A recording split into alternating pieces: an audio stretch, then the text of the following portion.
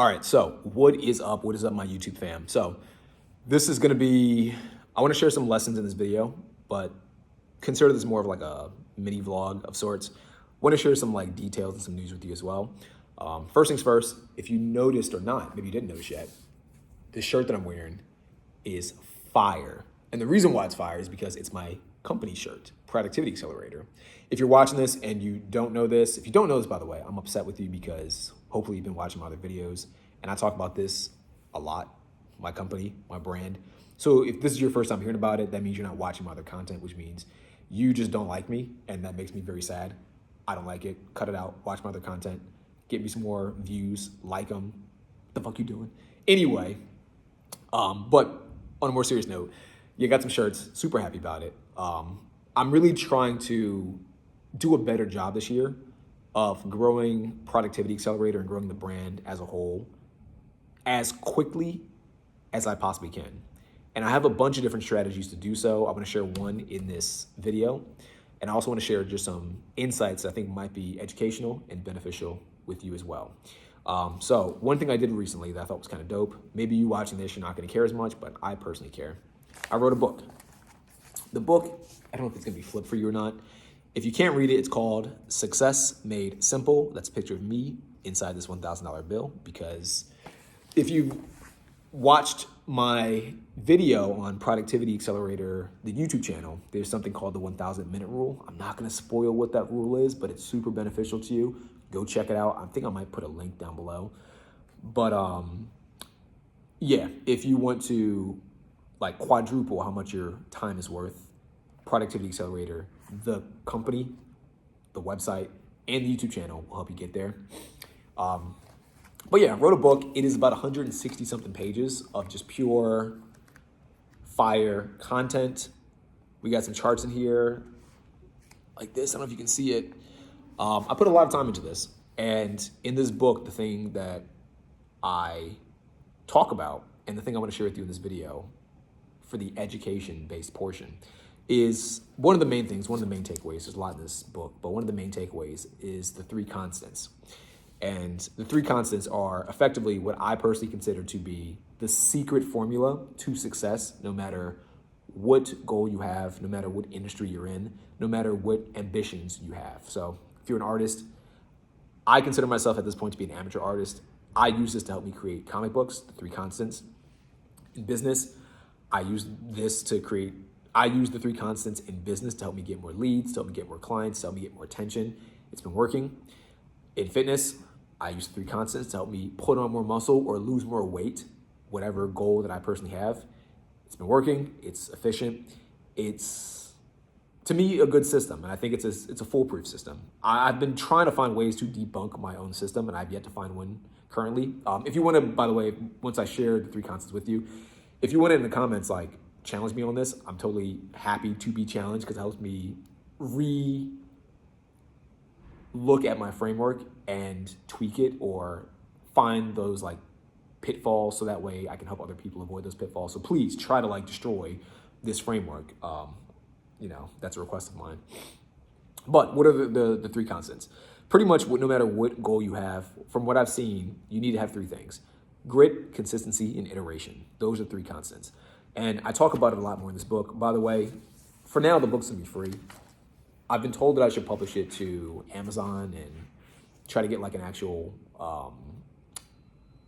what are they called? Like publishing company to publish it in stores and get like money from it and all that stuff. I haven't decided if I want to do that yet. Maybe I should. I don't know yet. Let me know your thoughts. Let me know what your thoughts are on that as well. But yeah, for now, it'll be free down in the link below. It'll just be a PDF. Hope you enjoy it. And please share it with other people if you think they might do it as well. But grit, consistency, and iteration, to me, are kind of the 3 keys to success, no matter what field or no matter what area you're in. And to put those simply, if you don't know what those mean, grit is your ability to keep pursuing your goal despite them getting difficult, despite you potentially and probably failing. I think a lot of people, when they try to pursue something brand new, they're motivated by they're optimistic, and they're motivated by the positive benefits that they hope to achieve. I think a lot of times when we have goals, especially when they're like brand new, we underestimate how difficult the goals are to achieve, and we don't see the potential pitfalls in those goals. We don't see where the challenges lie in pursuing those goals. We don't weigh the pros and cons of pursuing those goals or if it's worth it in the first place. And so that's where grit kicks in.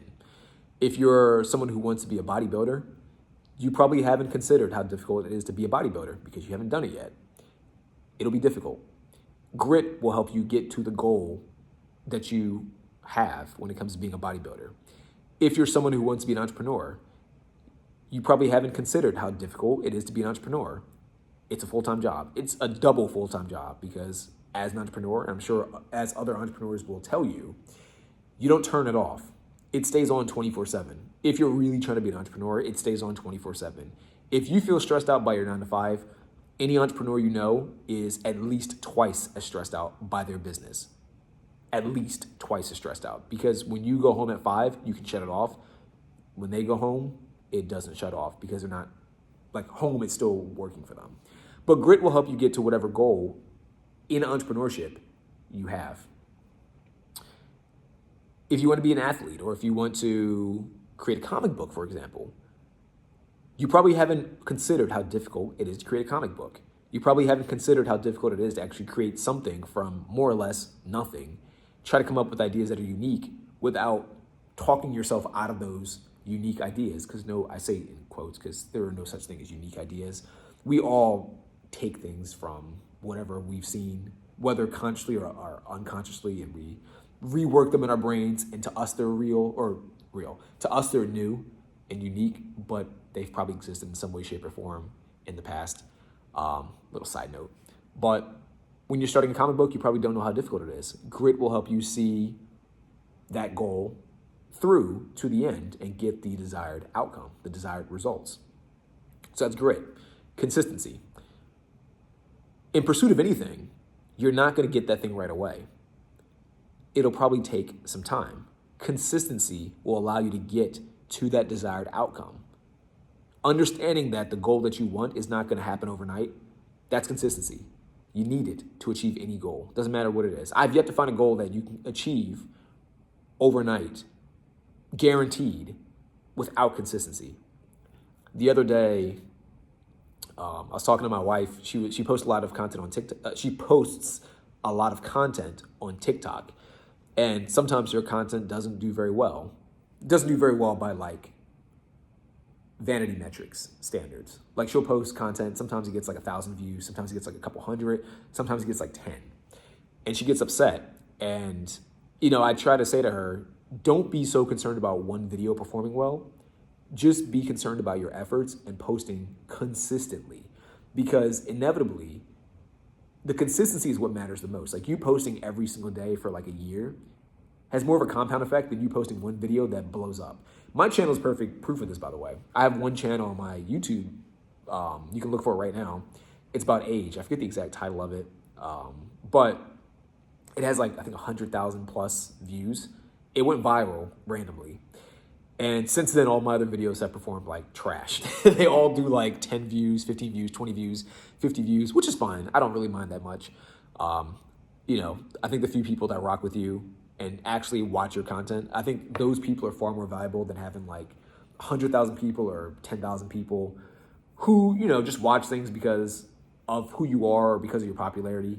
Does that make sense? Like I'd rather be someone who is not very popular, but I get 10 people who really just vibe with my content to watch it consistently, than to be like an iShowSpeed or someone who's like super famous, who people watch not because they are really listening to the lessons in the video and not because they're truly vibing with the individual behind the camera, but they're watching it because other people told them that they should watch it. They're watching it because that person's famous. That's not the best outcome to me. That's not what I want. I say that now. If that were to happen, I'd probably change my mind, but we'll see what happens in the future. But anyway, consistency matters. If you're trying to grow your YouTube channel, if you're trying to grow your TikTok, if you're trying to make more content, you got to be consistent. If you're trying to do anything, consistency matters. Iteration. You're going to try something. It's not going to work out. And you're going to need to identify that you need to pivot sometimes to get the desired results. If you're doing a workout routine, you might do a workout routine and you might plateau on the weights. Perhaps a new routine is necessary to continue trying to achieve the desired results. If you want to gain more muscle, you might need to do a different routine or do a different diet or do a different style of workout entirely to continue seeing results. If you're a business owner, what works in your business today might not work tomorrow. Iteration is understanding that you need to tweak things consistently over time. So I bring all these up because all three of these things are necessary, in my personal opinion, to achieve success no matter what the goal is. And that's why I made this book, Success Made Simple, kind of going deeper on this, really explaining like where these concepts come from, how they can apply to you as a business owner or as an individual, as someone who's professional, whatever your goals are, they apply to you. Now, I wanted to share with you, and I want to get your insights on this, you guys watching at home. One of my, I'll say takes, something that kind of came to mind recently, and I don't know if I'm right on this is just like a gut feeling, is I think social media is so oversaturated, and I think everyone's relying on it too hard, that it's not as effective of a marketing tool as it used to be. So what I mean by this is, when Instagram was kind of like just a platform for people to post selfies and put filters on it, you being the only person using that attention to sell stuff was fantastic because no one else was doing it, right? And I think, of course, because of the internet thing, you can always scale it much easier. It's easier to post one video and have that video be seen by like 20,000 people. To me, that is still high leverage, high scalability. And I don't think that's going away. I just think doing that isn't as effective. Like in the past, maybe you can put, obviously this isn't like true, but in the past, hypothetically, you could put up like 10 videos and all 10 might perform very well. And you might get a significant amount of income from those 10 videos. And the more you post, the more income you'll get consistently and predictably because no one else was doing it. It was a blue ocean, so to speak. Fast forward to like now, everyone on Instagram is trying to sell bullshit. Everyone. Not literally everyone, but most people you come in contact with in some way, shape, or form are pitching something, they're selling something, they're trying to get you to buy their product or get attention to some brand or platform. Everyone's selling something in some way, shape, or form, for the most part. And so it's not as effective because you're so inundated with people trying to sell you stuff. You start to do like, you put blinders on to everyone selling stuff and you're automatically repulsed by those things. And the few people who aren't trying to sell you stuff are the people you probably gravitate toward more. Or you just stop using the platforms altogether, which I've been finding is what people have been doing. The non-marketers on like social media just don't use social media outside of like messaging friends or maybe looking at like entertainment type content for good reasons, I think. It gets obnoxious after a while. And I'm saying this as someone who markets on social media. I hate it myself. I don't like to use social media very much. I only do it because I feel like to some degree you need to. But I don't think that's going to be effective in the long run. And so my thought process was, what marketing tactics could I use that feel true to me, that feel congruent with who I am, that still deliver impact, still deliver value, not in an artificial way, real value, because a lot of people do like artificial value where they're like, oh, you get this free thing or I help you with this. And then they don't do that thing or they have strings attached. And then when you go to sign up for the thing or when you go to, I don't know, get their lead magnet or get their free thing, it's not free. You have to like pay for it in some way. I hate that bullshit. At the end of this video, I'm going to give 2 stories, if I remember correct. If I remember to do so, I'll give you 2 stories about this happening just to give you an idea of what I mean by this because I really hate it. But yeah. A lot of people lead with a giving hand, but it's not a giving hand. It's a very inauthentic giving hand, and it's really them trying to take, but they're disguising their taking as them giving. I hate that. I was thinking about ways to do that. Was listening to Richard Branson and kind of just thinking about like his style of marketing. And the more I thought about it, the more I kind of realized that, or this is my theory, good marketing is getting attention that's super authentic to one's brand and one's business. And I thought, what could I do to get more attention in ways that is authentic, doesn't overly rely on social media? Like in the back of my mind, I always think to myself, if social media went away like today or tomorrow, what could I do to still grow my brand or grow Productivity Accelerator? And so this is one of the solutions that I came up with to check off those boxes that I just mentioned. Pretty much what I want to do with this is take the book, put it like in an envelope of sorts, and then go to different companies and then put the envelope kind of like on the company's front door or something along those lines. And my thought process was, they'll read it. It's hard to throw this away because it's not like just your standard like postcard. It's not just like your standard piece of like marketing mail. It's something like thick, something substantial. It's something that actually has value. It's like 100, like I said, it's 100 something pages of actual, good content, actual good information. I feel like if you're a business owner, you might actually get some enjoyment out of that. You might actually get some value out of that. And the idea behind it, again, me trying to lead with the giving hand, is that they'll read it, or at least they'll go through a lot of it. They'll get value, they'll apply it, and if they want extra value much faster, the one-on-one coaching, which is the main offer for Productivity Accelerator, they can always reach out, contact us, scan the QR code, and that's how we get clients that way. So I don't know, just kind of want to share that with you. I know that was very long-winded, but wanted to kind of take you through that process and that idea that I had. I have some other ideas in mind too. If you watch my other video, I bought this like fox costume because I want Productivity Accelerator to have like a mascot. I don't know why. I think mascots are pretty interesting. I think they're cool for brands and companies. I think a lot of brands and companies did away with the mascot. I do not know why. I need to do more research on the psychology of having a mascot. But I think that for a brand, there's something about like having just a familiar character. I don't know. It's kind of like McDonald's. Like McDonald's, when I think about McDonald's, when I was a kid, I would think about Ronald McDonald. And if you saw that clown, you immediately thought about McDonald's. And they kind of got rid of it. They don't use Ronald anymore, and I don't understand why. And I just feel like, in a way, it's like before we had influencers, we had mascots. And to some degree, a mascot was almost more comforting than an influencer. You tell me in the comments what you think about this. Off the top of my head, I think that when you have a influencer, there's a degree of, what's a good way to put it? Inauthenticity. I think influencers can come off inauthentic because you as a consumer, this is just my 2 cents. Disagree with me if you have different viewpoints.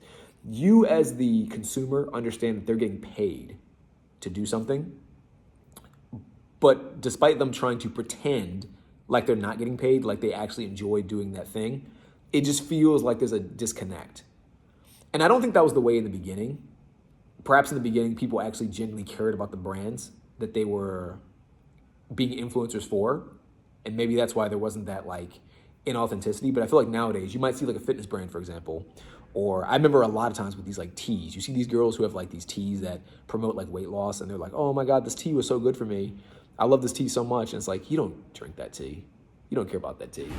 You're just trying to like monetize, which is cool. Like I'm not hating on people trying to get their bag or trying to get their money, but you don't feel like you really represent the brand. You just want to get paid, and this is your means of getting money. This is like your means of creating income. So I don't really want to listen to you, and I don't want to buy from you. Whereas I feel like with Ronald McDonald, even though he's a mascot, and even though you know that it's a fake character that's tied to the brand, the idea of the mascot feels authentic. Like, I don't know, I'm not articulating this as well as I want to, but it's like Ronald McDonald can't be inauthentic because he's a clown. He's a fictional character. So he has McDonald's best interest in mind by default. That's what he was created to do. He can't do anything but that. But at the same time, it feels authentic because you can't take Ronald McDonald and put him in front of Burger King. It just doesn't make sense. You can't put Ronald McDonald and put him in front of Starbucks. It doesn't make sense. You can't put him in with any other company.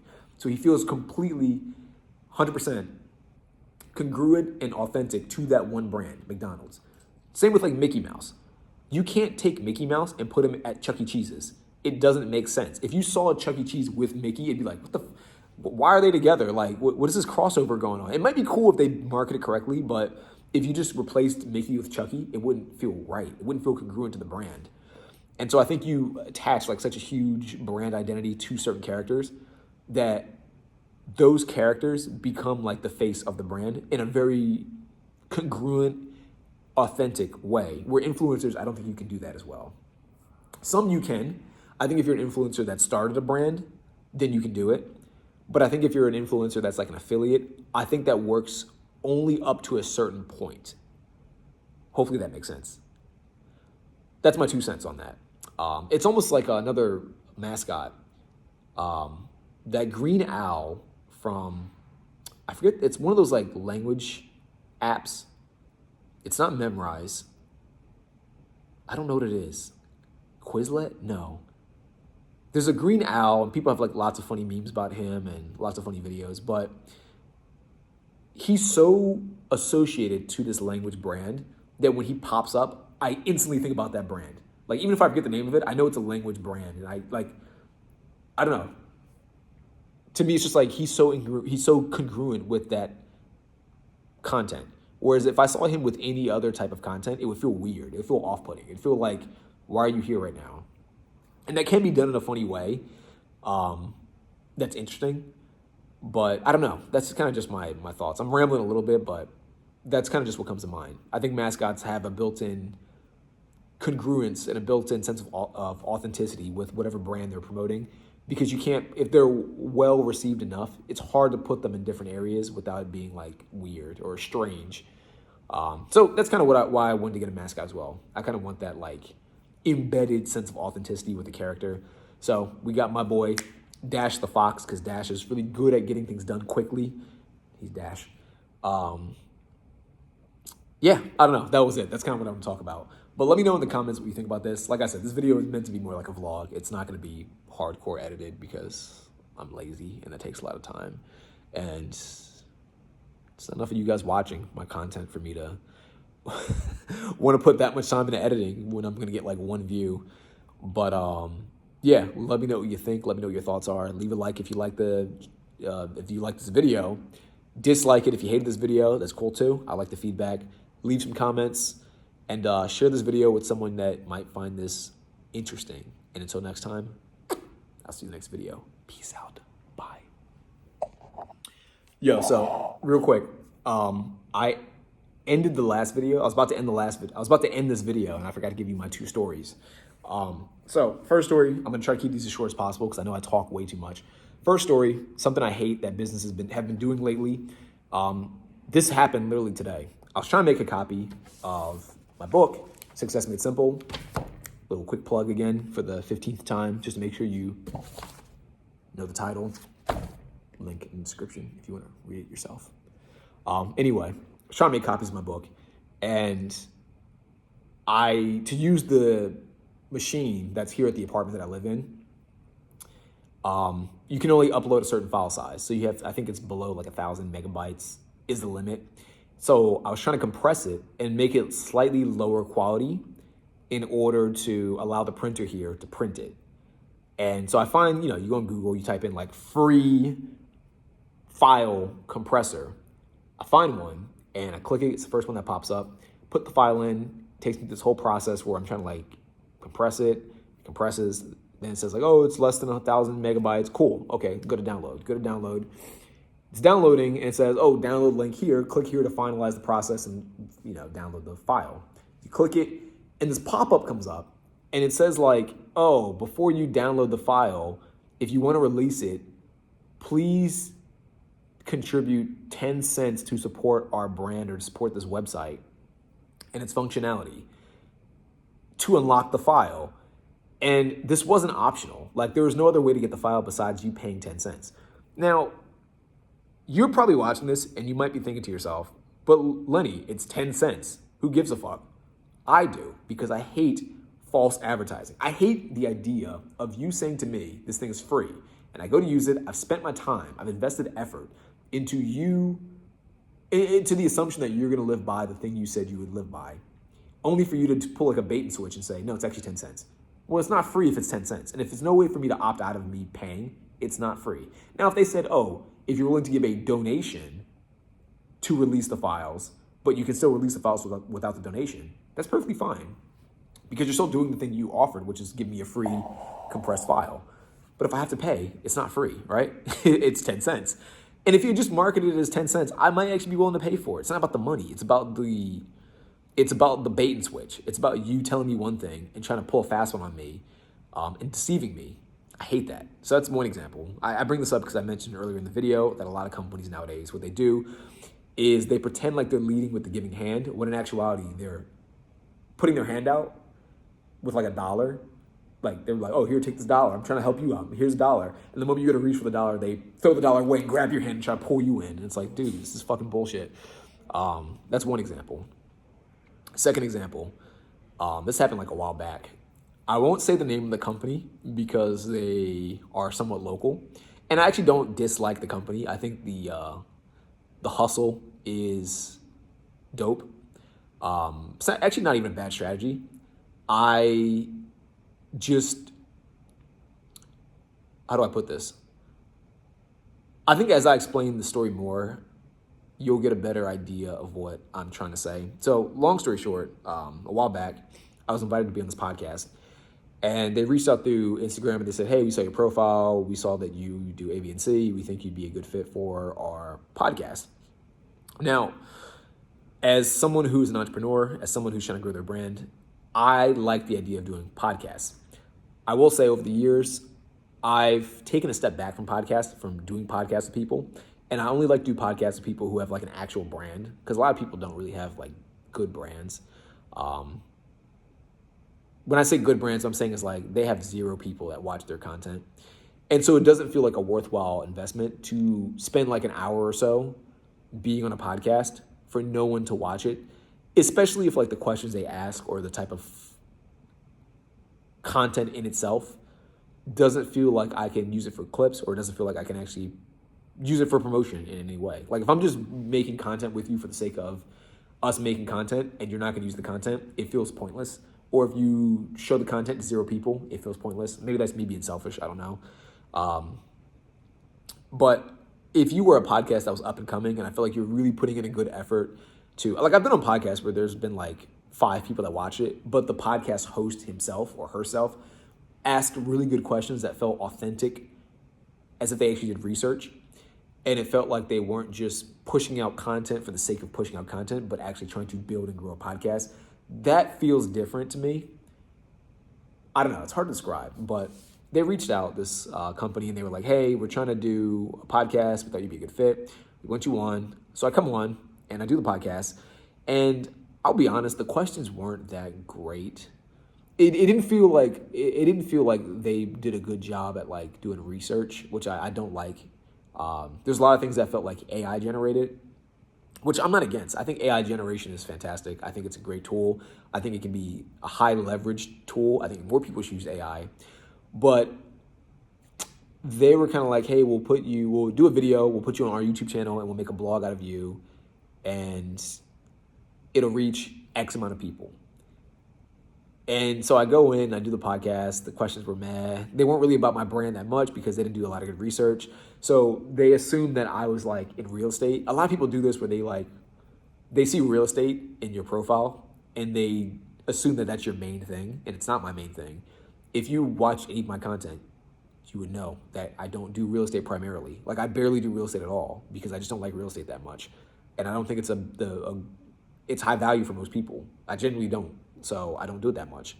And if you were to look at my Instagram, any piece of content, my YouTube, pretty much any piece of content, my website, the front page, you would know that it's not what I focus on. But since they didn't ask me about Productivity Accelerator, that was clear to me that they did not look at any of my actual content, which means that the reach out in itself was kind of like BS, which is fine. I get it. You're trying to do like high volume reach outs to people. Go on the podcast, and after we do the podcast, they were trying to do like photos, like a photo shoot, because it was like a photography-based business, which is cool.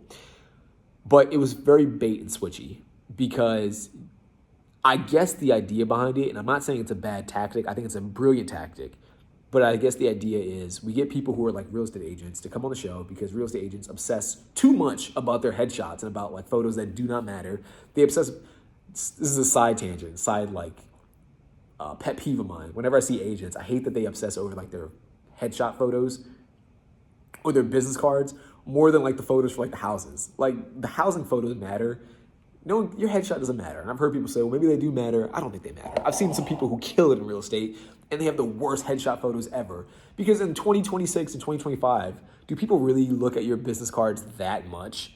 Probably not. If you're going to pitch yourself as a real estate agent, they probably care about your portfolios, your past sales, how much you close, what they get out of this as far as like a deal, what like the commission split's going to be. Do they care about your headshot? I don't think so. And I could be completely wrong.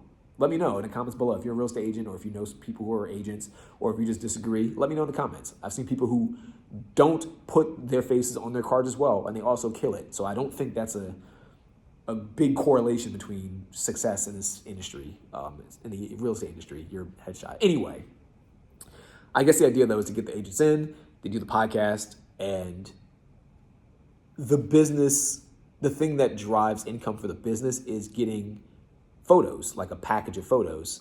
And then I guess you hope that they become repeat customers in the future or they refer people to this business. And, you know, it was okay, but it just felt a little bit disappointing because it was like, oh, you know, I really thought that you cared about my brand. And I thought you really were going to ask me some like good questions that people might find value in. And then when they put it on like their YouTube channel, the YouTube was getting like no views. It was like 1 view, 2 views. I think the video I was in had like 30 views because I pushed it to my audience more.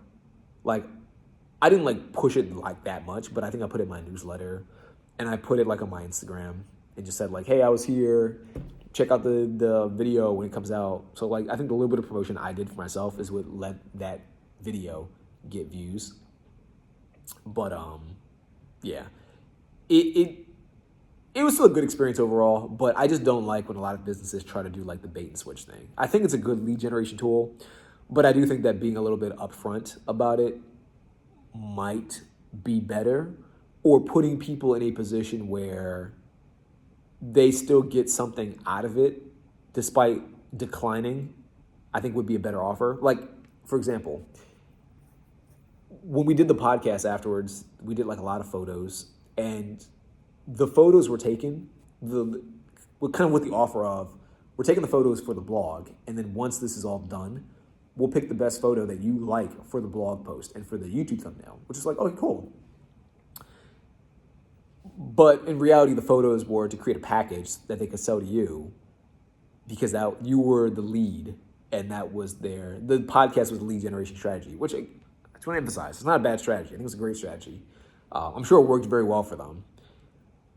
I think what they could have done better, which would make me hate this a little bit less, hate's a strong word, dislike this a little bit less, is if you declined it, but they said, hey, you know what? I understand, you know, you came for the podcast. We want to make sure you enjoy this as much as possible. We're going to do the podcast. We're going to do the YouTube channel. We're going to do the blog. And we're also going to give you like the photos, like at least half the photos. That'd be dope because they gave me none of the photos. Like one of them, I actually screenshotted off their like page and just kept it for myself because I was like, it's a good photo. They're great photos. But I think having someone spend time to take photos with you and to not give them any of the photos or access to the photos, I think is a bit annoying because I feel like you're wasting their time. And I've said this before, time is more valuable than money in my personal opinion. If you invite me on for a podcast and we do the podcast, it should only be the podcast. I don't want to get upsold because I didn't know I'd be upsold and I didn't anticipate it. If you put like a disclaimer like, hey, you know, we're a photography studio, we ask for you to support our business, and you give me like a discount or something, that's cool. You know, I think that's fine. I don't know. I just don't like the bait and switch tactics. I think a lot more business owners should be a lot more upfront. And I get that you kind of have to be sometimes nowadays, you know. I kind of blame consumers as well. I think if more consumers were a bit more honest about things, if more consumers were willing to work with business owners on things, maybe business owners wouldn't have to respond this way. I'm not saying these are bad things. I'm just saying I just personally don't like these tactics and I try to avoid them when possible. But yeah, so ended up, podcast didn't do very well. The blog, probably didn't get any views at all. Besides the few views I probably generated myself to drive traffic to their site. Needless to say, I didn't really refer anyone to their business for photos because I didn't see any reason to. I didn't get to keep the photos, so I don't really have much to show. As far as driving business to their main thing. Just my 2 cents. So I know I kind of rambled a bit, but let me know what you think about this. Peace.